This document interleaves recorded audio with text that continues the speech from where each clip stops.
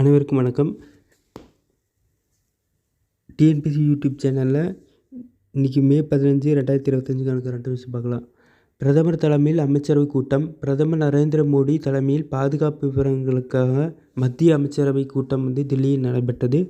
India Pakistan இடையே சண்டை நிறுத்தத்துக்கு பிறகு நடைபெற்ற பாதுகாப்பு விவரங்களுக்கான முதல் அமைச்சரவை கூட்டம் இதுவாகும். நாட்டின் தற்போதைய பாதுகாப்பு நிலவரம் குறித்து பாதுகாப்புத்துறை அமைச்சர் ராஜ்நாத் சிங், மத்திய உள்துறை அமைச்சர் அமித்ஷா கூட்டத்தில் பங்கேற்றனர். கிண்டி சிறுவர் பூங்காவில் அமைச்சர் ஆய்வு.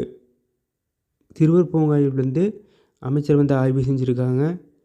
வனத்துறை அமைச்சர் RS ராஜகண்ணப்பன், அண்ணா உயிரியல் பூங்கா இயக்குனர் ரிட்டோ ஸ்ரீயாட் ஆய்வு செஞ்சுருக்காங்க. உள்துறை இணை அமைச்சர் நித்யானந்தா ராய் குமணஞ்சேரியில் தமிழ்நாடு காவல் உயர் பயிற்சி மையத்தில் காவல்துறையில் பணிபுரியும் பெண்கள் குறித்து 2 நாள் நடைபெறும் 11வது தேசிய மாநாட்டை புதன்கிழமை தொடங்க வைத்த மத்திய உள்துறை இணை அமைச்சர் நித்யானந்தா ராய்க்கு நினைவு பரிசு வழங்கியிருக்கார்.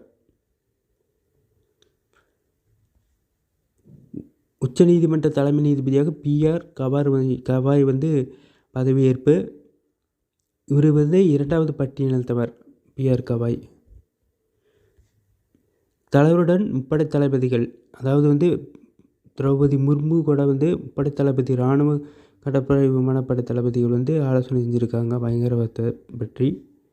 உள்நாட்டு ட்ரோன் எதிர்ப்பு அமைப்பு இந்தியா வெற்றிகரமாக சோதனை. ஒடிசா மாநிலம் கோபால்பூரில் நடத்தப்பட்ட பார்கவஸ்திரா ட்ரோன் எதிர்ப்பு அமைப்பு சோதனை இலங்கை நோக்கி சிரிப்பாயும் ஏவுகணையை டெஸ்ட் பண்ணி பார்த்துருக்காங்க. அடுத்தது செமிகண்டக்டர் உலகில் தொடர்ந்து முன்னேறும் இந்தியா என்று பிரதமர் பெருமிதம் கொண்டிருக்காரு. வரலாறு படைத்தால் Peyton Stearns. Italian Open tennis போட்டியில் அமெரிக்காவில் பெய்டன் ஸ்டேன்ஸ் ஏராவில் புதிய சாதனை படிச்சிருக்காரு. அடுத்தது மாளவிகா ஆகர்ஷி உன்னாட்டி முன்னிலை. அதாவது தாய்லாந்து ஓப்பன் பேட்மிண்டன் போட்டியில் இந்தியாவின் மாளவிகா ஆகர்ஷி உன்னாட்டி சீட்டு ஆகியோர் தங்களது பிரிவில் 2வது சுற்றுக்கு புதன்கிழமை முன்னேறியுள்ளனர். நீரஜ் சோப்ராவுக்கு கௌரவ லெப்டினன்ட் கர்னல் அந்தஸ்து வழங்கப்பட்டிருக்கு.